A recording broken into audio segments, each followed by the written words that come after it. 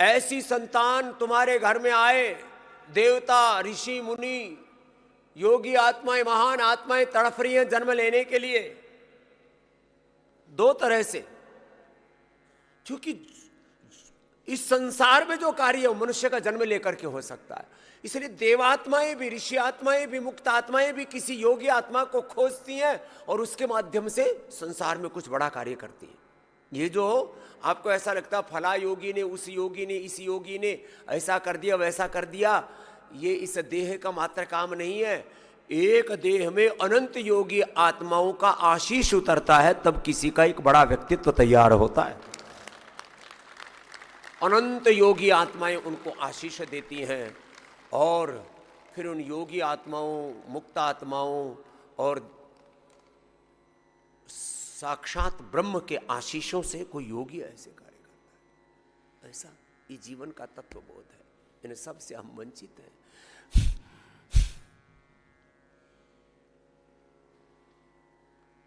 विद्या का इतना पतन हो गया। आज से 35 साल पहले, 40 साल पहले जब हम गुरुकुल में पढ़ा करते थे, विद्या के प्रति इतना गौरव था। न मोबाइल था, न ये अखबार थे। हमने एक बार भी अखबार नहीं पढ़ा गुरुकुल में पढ़ते समय। एक बार भी टीवी देखा ही नहीं। लेटरबाजी भी नहीं। केवल एक ध्येय है, विद्या। ऐसे हमने अपने बच्चों को तैयार किया। एक बार जोरदार अभिनंदन हमारे इन पूज्य सन्यासी भाई बहनों का। आजकल तो 99% ऊर्जा किस में लग रही है? मोबाइल में, टीवी में, फिर उसमें उल्टे पुल्टे कंटेंट में, फिर वीडियो गेम में, फिर पता नहीं कहाँ कहाँ उलझे पड़े, यूट्यूब में, फेसबुक में, इंस्टा में, इधर उधर। 99% ऊर्जा तो विखंडित हो रही है। लो, रेडिएशन में, पोल्यूशन में, विचार का पोल्यूशन, आहार का पोल्यूशन, व्यवहार का पोल्यूशन, आहार, विचार, व्यवहार, वाणी, संस्कार, कर्माशय सब दूषित हुए पड़े। और फिर कह रहे जी बाबा जी कुछ आगे बढ़ने का मंत्र दे दो, कामयाबी का मंत्र दे दो, आशीर्वाद दे दो। मैंने कहा ठीक है, आशीर्वाद तो दे दिया, कुछ कर्म तो कर ले। निखट्टू कर्म नहीं करते, बस आप बाबा जी आशीर्वाद दे दो और मैं बड़ा बन जाऊं। हे मेरे राम,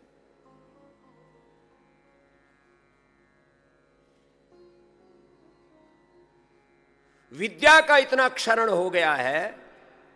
विद्यालयों में विद्या का जिन बोर्डों से पढ़ाई हो रही है, स्टेट बोर्ड, सेंट्रल बोर्ड और इंटरनेशनल बोर्ड्स, उनका जो पाठ्यक्रम है, पाठ्यक्रम के नाम पर, कंटेंट के नाम पर दिवालियापन। फिर जो कुछ है भी किताब, उसको पढ़ाने वाले, उनका भी बौद्धिक दिवालियापन। और उनका चरित्र देखो, आचार विचार देखो, उसका तो कोई ठिकाना ही नहीं।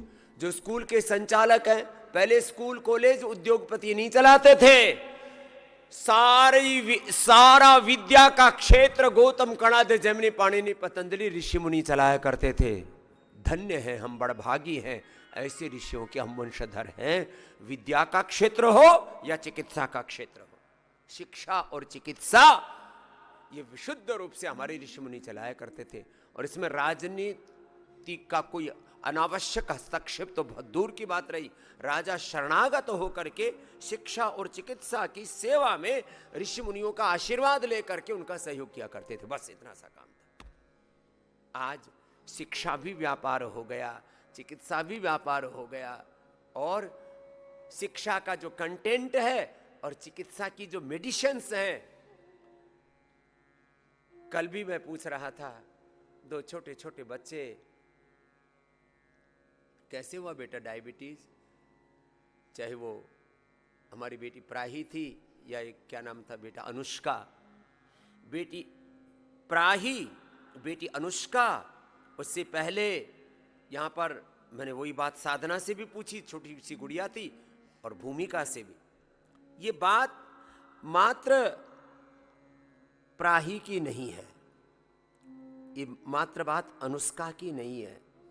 ना ये बात मात्र साधना या भूमिका की है, ये बच्चों के नाम, बेटियों के नाम है। इन सारी बेटियों को, फिर एक बेटा आया, किससे शुगर हो गई, बोली जी वो दवाई खाई थी बुखार की, पैरासीटामोल, क्रोसिन, डोलो, पोलो, यही सब खाई थी, एंटीबायोटिक्स ले लिए थे कुछ। और एक बच्चे ने विटामिन डी और B12 और ओमेगा ले लिया। एक बेटा, उसका नाम भूल गया मैं अभी, किस किस के नाम याद रखो, आर्यन, क्या लिया, विटामिन की ये सब लिए थे, लो शुगर हो गई, टाइप 1 डायबिटीज। इसलिए मैं सब माँ बाप से, सुन लो माँ बापों, अपने बच्चों को जहर खिलाने वालों, तुम्हें दया नहीं आती अपने बच्चों को पैरासीटामोल, क्रोसिन खिलाते समय? आप कहेंगे ये तो मेडिसिन है। अरे मेडिसिन नहीं है, मेडिसिन के नाम पर जहर है। अच्छा एक और बहाना देखो इनका, बोले जी फिर गवर्नमेंट ने उनको लाइसेंस क्यों दे रखा है? गवर्नमेंट ने तो लाइसेंस जो है बंदूक का भी दे रखा है, बंदूक लाओ और गोली मारो सब में। लाइसेंस तो बंदूक का भी दे रखा है, लाइसेंस तो जहर बेचने का भी दे रखा है, जहर लाओ और खाओ और मरो। जब मैंने पहली बार देखा ना, बड़ा आश्चर्य, हम गुरुकुल के पढ़े हुए, ये सरकारी मान्यता प्राप्त शराब की दुकान है। मैंने कहा ये भी मान्यता प्राप्त दुकानें भी हो गई, सरकारी मान्यता प्राप्त स्कूल कॉलेज तो है ही, सरकारी मान्यता प्राप्त शराब का ठेका, लो लाइसेंस दे रखा है। बुलाओ बच्चों को भी पियो, तुम भी पियो, माँ बाप भी पियो, दादा दादी, नाना नानी, पोता पोती, पूरा कुणवा पियो और मरो। लाइसेंस दे रखा है जी, तो फिर ये कोई बावड़े हैं? अरे लाइसेंस तो यहाँ सारे उल्टे कामों के मिले हुए, दुराचार व्यभिचार के भी अड्डे खोले हुए हैं, जुआ खेलने का भी लाइसेंस मिला हुआ है, अश्लीलता करने का, दुराचार व्यभिचार करने का भी लाइसेंस दे रखा है। बोलिए सेक्स वर्कर है, लो मर गई मती इनकी सारी। लाइसेंस तो सब चीजों का मिला हुआ है यहाँ, इसलिए कोई भी चीज का लाइसेंस मिला हुआ है उसके ऊपर मत जाना। अपने घर में बुखार की एलोपैथी की दवा मत लाना। हमने फीवोग्रिड, गिलोय घनवटी, ज्वरनाशक वटी, सुदर्शन घनवटी, सुदर्शन महासुदर्शन घनवटी सब दे रखी है। भाई ये अच्छी अच्छी चीजें लेकर के आया करो।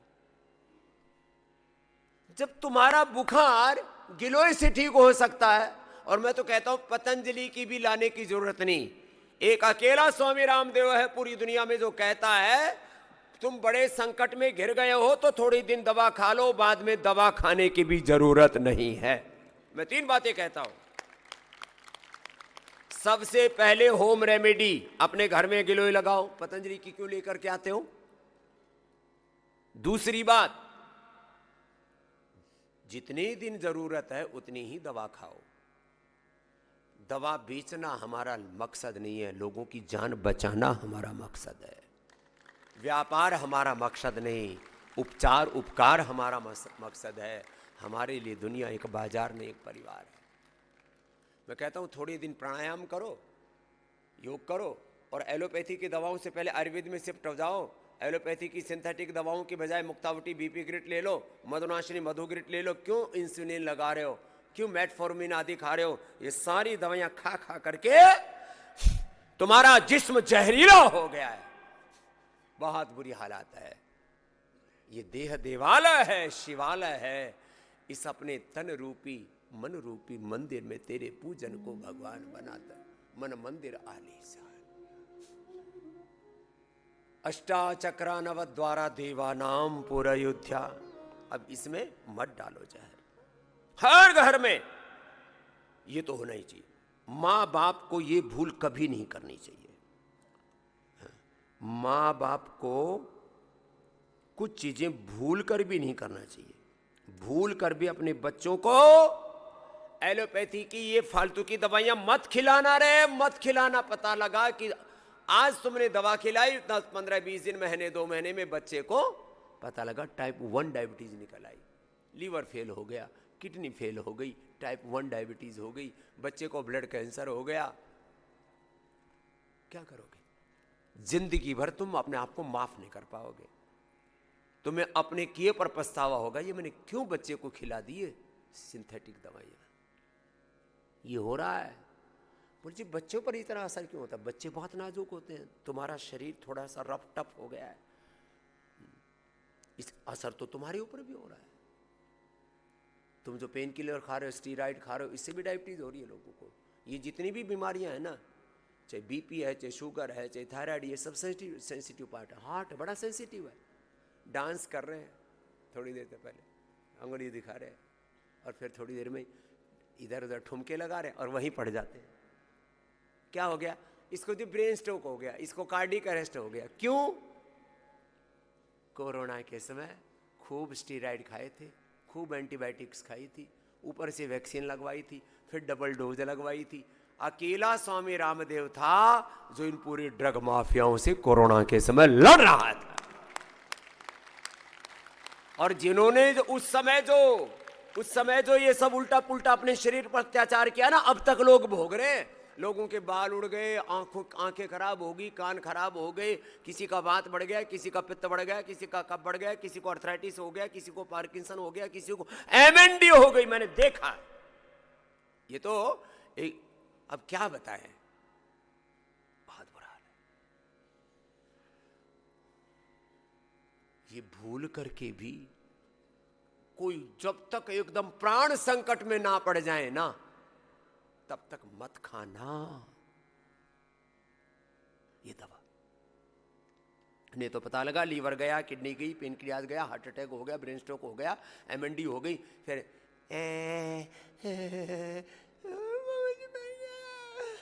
ये हो रखा। लोगों को आते हैं, लोग रोते भी लगते, बाबा जी पार्किंसन हो गया, एमएनडी हो गई। मैंने कहा हुआ कैसे? बोले वो अंग्रेजी दवा खाई थी। ये अंग्रेज मार के छोड़ेंगे, पहले तो देश ने बर्बाद करके चले गए। 64.82 ट्रिलियन डॉलर लूट करके गए। ये तो मैक्स फैम, उसकी रिपोर्ट है, मैक्स फैम की, क्या ऑक्सफैम की। ये मैंने पूरा देश में विज्ञापन निकाला, पूरा सन्नाटा था इन पूरे असुरों में, राक्षसों में। ऑक्सफैम की जब ये रिपोर्ट हमने पूरी छापी अखबारों के अंदर, पूरा सबने आपने देखा होगा, पूरा सारे अखबारों में हमने छापा कैसे पूरा देश लूटा है। 500 ट्रिलियन डॉलर की अर्थव्यवस्था, 5 ट्रिलियन डॉलर की अर्थव्यवस्था के लिए हमारा देश 5 ट्रिलियन का हो जाएगा। अरे 500 ट्रिलियन का था बावड़े 500 साल पहले, अभी 5 ट्रिलियन का कैसे हो जाएगा?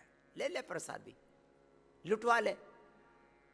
शिक्षा में लूट, चिकित्सा में लूट, शिक्षा तंत्र के नाम पर, चिकित्सा तंत्र के नाम पर, अर्थतंत्र के नाम पर, राजतंत्र के नाम पर, लोकतंत्र के नाम पर लूट खसौट मची हुई है। और हम जी वो तो ठीक ही होगा, ऐसे थोड़ी देर चल रहा है। हाँ ऐसे ही चल रहा है पगले। अपने बच्चों को भी मत खिलाना ये सिंथेटिक दवाइयाँ। तो घर में कम से कम 10 चीजें रखा करो। फीवोग्रिड, सुदर्शन घनवटी, गिलोय घनवटी। बच्चों को उल्टी दस्त हो जाए, मोती पिष्टी, डायरिया हो जाए, कुटज घनवटी, कुटजारिष्ट, गैस बन जाए, गैस सहरचूर्ण, पेट साफ ना हो, त्रिफलाचूर्ण, बच्चों के लिए अभयारिष्ट, इसबगोल, कब्ज हो जाए तो दूध में दो, दस्त लग जाए तो छाछ में दे दो। कुछ चीजें घर में होनी ही चाहिए। ये इसबगोल हर घर में होना चाहिए। और 100% अच्छी क्वालिटी के अफोर्डेबल प्राइस में दुनिया भर के फालतू के कोई भी ब्रांड की चीज ले आते हैं। ये ब्रांड इतने साल पुराना, ये ब्रांड इतने साल पुराना, ब्रांड इस ब्रांड का ये ब्रांड एम्बेसडर, लो एम्बेसडर, कहा किसी के बहकावे में आकर के। पहले कहते थे भाई किसी के बहकावे में मत आना, आजकल ये इन्फ्लुएंसर्स के बहकावे। इन्फ्लुएंसर्स ये भी एक बहुत बड़ी लुटेरों की जमात इकट्ठी हो गई है। आजकल पूरा सोशल मीडिया भरा पड़ा है इन इन्फ्लुएंसर्स के पापों से। इन्फ्लुएंस, किसी के भी इन्फ्लुएंस में आकर के आप कुछ भी ले आते हैं घर में, ये ले आओ वो ले आओ। नहीं, अपने घर में ये 5-7 चीजें होनी चाहिए। जिनके घर में बीपी है, मुक्तावटी बीपी ग्रिड, शुगर है मधुनाश्री मधु ग्रिड, योग करो और खीरा करेला टमाटर का जूस लो, शरीर को उभरने का अवसर दो। थायराइड है थायरोग्रिड, प्रोस्टेट है प्रोस्टोग्रिड, दिमाग तौर पर कुछ ना कुछ उल्टा पुल्टा हो रखा है तो क्या कर लेना, मेधावटी मेमोरी ग्रिड ले लेना। ये बहुत जबरदस्त चीजें हैं। दिमागी तौर पर जो तुम दवाइयां लेकर के आ रहे हो सब नशे की दवाइयां हैं। जो भी दिमागी तौर पर दवाइयां दी जा रही हैं सब के सब नशे की दवाइयां हैं। उसमें कोई दवाई नाम का तत्व ही नहीं है कि आपके ब्रेन के पूरे तंत्र को, मस्तिष्क तंत्र को अच्छा करने वाली दवाई नहीं, केवल नशे की दवाइयां क्यों लेकर के आते हो? जोड़ों के दर्द के नाम पर, दमा की दवाइयों के, श्वास दमा कफ कोल्ड की दवाओं के नाम पर पेन किलर इनहेलर लो, इनहेलर ले रहे हैं, उनमें क्या है, स्टीराइड। जोड़ों के दर्द में स्टीराइड बायोलॉजिकल। अरे अच्छी चीज क्यों नहीं ले आते अपने घर में? तो ऐसे आपके घर की आवश्यकता के अनुरूप कम से कम आपके घर में ये 20-25 चीजें आपको रखनी है। सिंथेटिक दवा, और हद तो तब होती है ऊपर से नीचे तक तुम केमिकल्स की दुनिया से घिरे हुए, hair care, dental care, skin care, Colgate, Pepsodent, Closeup, सब दांतों का दिवालिया निकाल दिया तुमने।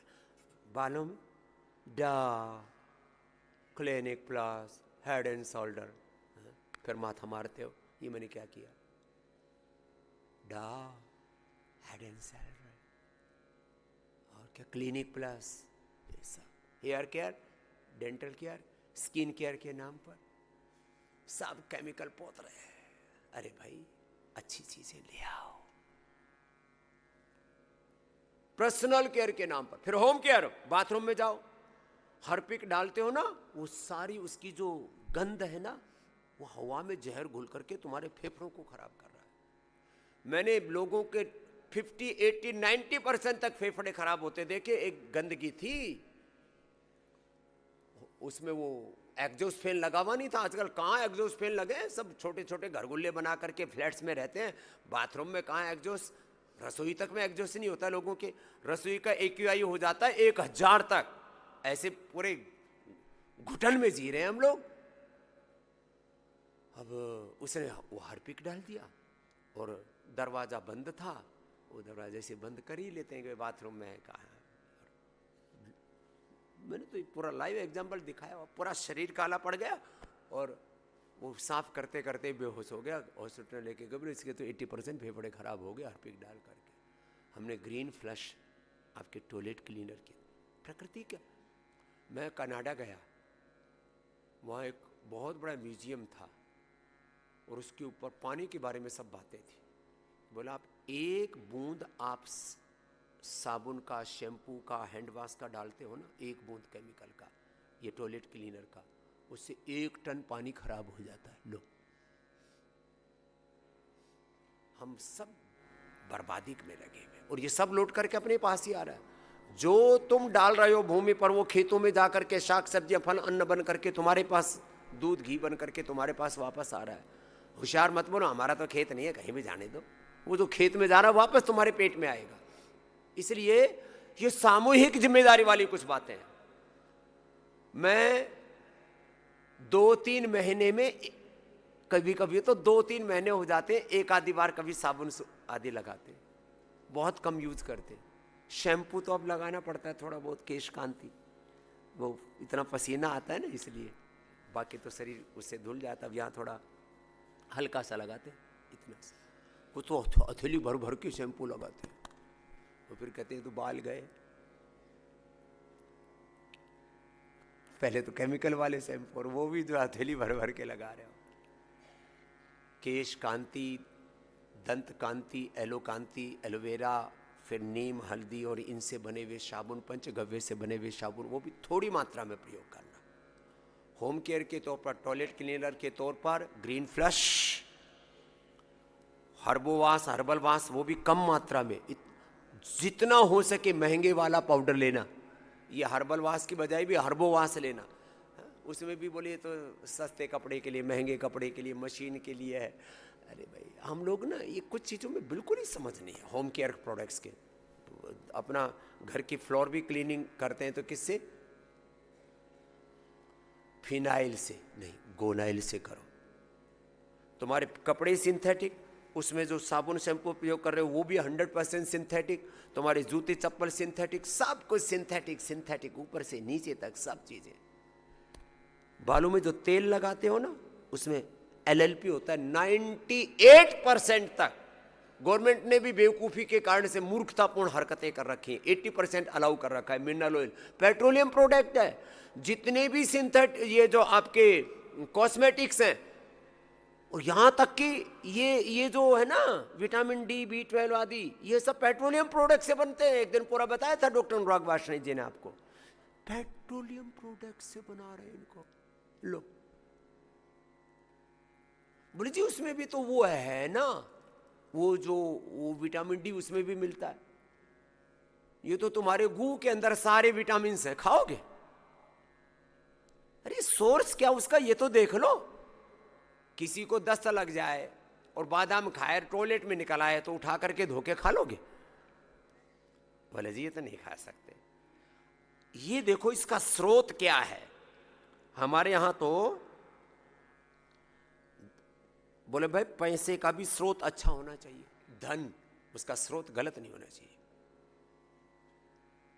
पाप की कमाई घर में नहीं आनी चाहिए। जो तुम खा रहे हो वो अन्न, वो औषधियां, न्यूट्रास्यूटिकल्स 99% सिंथेटिक हैं, बड़े जहरीले हैं, उनको शरीर में मत डालना एक बार। क्यों? उससे कुछ भी करो उससे पहले एक शब्द मैं बार बार बोलता हूं, परिणाम। क्या है? बोलो, शब्द जोर से बोलो, जोर से बोलो। परिणाम, उसका परिणाम क्या होगा ये सोच ले पहले। कुछ भी खाने पीने से पहले, करने से पहले ये सोच ले इसका परिणाम क्या होगा। 37 ट्रिलियन सेल्स पर, तुम्हारे ऊपर, तुम्हारे शरीर पर, तुम्हारे परिवार पर, तुम्हारे कुलवंश पर, तुम्हारी आने वाली पीढ़ियों पर, इस प्रकृति पर, पर्यावरण पर, पूरे अस्तित्व पर क्या परिणाम होगा। जो परिणाम का चिंतन करेगा वो अपने लिए और पूरी समष्टि के लिए कभी भी कोई गलत काम कर ही नहीं सकता। ये बहुत बड़ा तत्व आपसे कह दिया। मेरे से एक इंटरव्यू करने लगा, जवान सा लड़का था। 3 बार पूछा, मैंने कहा फिर इंटरव्यू बंद कर दे। बोले जो कुछ ऐसी भी बात बताओ कि आपने कुछ ऐसा पाप किया हो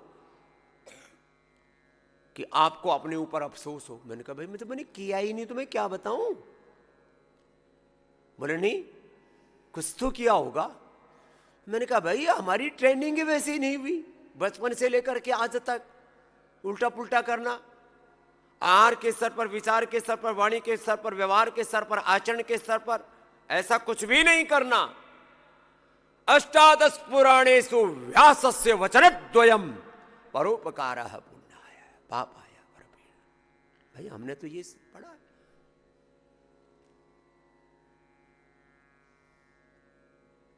कभी भी कोई पाप नहीं करना, ये बड़ी बात है। परिणाम का चिंतन करो और कुछ भी ऐसा मत करो जिससे आप अपने साथ, अपने बच्चों के साथ क्रूरता कर रहे हो। क्या कर रहे हैं बोलो? क्रूरता, क्रूएल्टी है अपने साथ, अपने बच्चों के साथ। हाँ चलो अगली बात मैं कह रहा था, आहार का प्रकार और आहार की मात्रा। सब चीजें सबके खाने के लिए नहीं है। वात पित्त कफ त्रिदोष को देख करके, अपने रोग को देख करके, अपनी प्रकृति को देख करके आहार लेना। एक तो सात्विक आहार लेना, सात्विक में भी वात पित्त कफ त्रिदोष को देख करके। अब किसी को शुगर है तो चीनी खाएगा क्या? मरेगा। बीपी पहले ही बहुत बढ़ा हुआ है, नमक ठोके जा रहे हैं, पहले से ही पित्त बढ़ा हुआ है, मिर्ची ठोके जा रहे हैं। नहीं, ये ठीक नहीं है। स्किन डिजीज है, नमक मीठा बंद। कैंसर है तो अनाज भी बंद, डेयरी प्रोडक्ट्स भी बंद। थोड़े दिन अंकुरित शाक सब्जियां, फल ही खाओ। हमने वात के लिए, पित्त के लिए, कफ के लिए, स्किन डिजीज के लिए एक स्पेशल आहार की व्यवस्था की है। और फिर लौकी कल्प तो हमने कॉमन कर रखा है। मूत्र रोगों से लेकर, स्किन रोगों से लेकर के, जिनका कोलेस्ट्रॉल बढ़ा हुआ है, शरीर में गांठ है, हार्ट के प्रॉब्लम, ओबेसिटी है, टॉक्सिन्स ऑक्सीडेंट्स बहुत बढ़े हुए हैं, लौकी का जूस, लौकी की का सूप, लौकी की सब्जी बेस्ट है सब्जी, उसमें ठीक ठाक खा लेते हैं लोग। थोड़ा उसको टेस्टी बनाने के लिए अपनी उसमें भी अपनी प्रकृति के अनुसार फिर कुछ चीज़ें डाल लेना, छोंक लगा लेना थोड़ा सा 1 चम्मच से, और थोड़ा उसमें सेंधा नमक, धनिया आदि और टमाटर आदि वही डालना जिनको कफ रोग नहीं है। कफ है तो टमाटर भी मत डालना, बाकी थोड़ा टमाटर डाल सकते हैं, थोड़ा उसमें नींबू निचोड़ सकते हैं। यदि वात नहीं, वात में नींबू नुकसान करता है, सामान्य कफ में कोई दिक्कत नहीं, ज़्यादा कफ हो तो नींबू नुकसान करता है। तो चीज़ों को अच्छा बना करके खा लो, लेकिन जो खाना है वही खाना। हाँ, आहार के बारे में ज़्यादा नहीं खाना, ओवर ईटिंग, अनहेल्दी ईटिंग, बार बार ईटिंग, बार बार खाने से ना पूरा शरीर का ताना बाना गड़बड़ा जाता है। मैं कह रहा था ना 90 से 99% तुम्हारी जीवनीय ऊर्जा खाना पचाने में लग जाती है।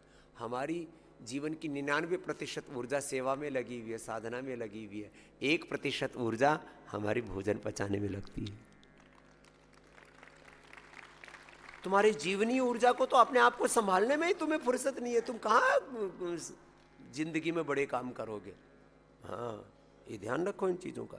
विरुद्धाहार कभी नहीं करना, विरुद्धाहार के बारे में फिर कभी और विस्तार से कहेंगे। तो इन चीज़ों से बचना। कम से कम एक आसन का समय 10 मिनट, टोटल 1 घंटा आसन, आधा से 1 घंटा प्राणायाम, 5 से 7 ये समय मेरे लिए रखा करो, योग के लिए रखा करो, 5 से 7।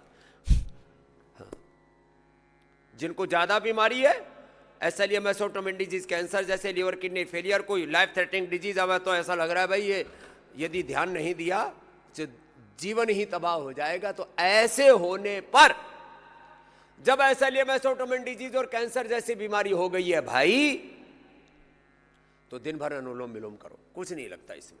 कुछ कहते हैं जी थक जाती, इसमें क्या थकान है भाई, सांस तो चली रहे ना, इसको सलीके से ले ले। छोटी छोटी बातें होती हैं।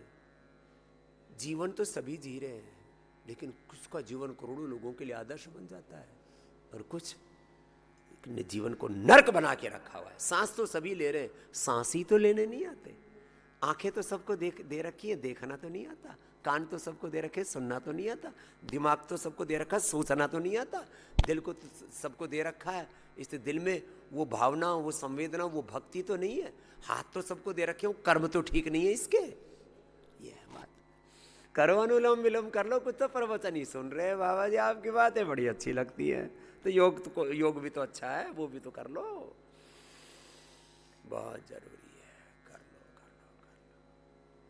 मैं कहता हूं यदि लोग मेरी बात मान ले, घर बैठे ही 99% लोग ठीक हो सकते। वैसे तो हमने 10,000 चिकित्सालय बना रखे हैं।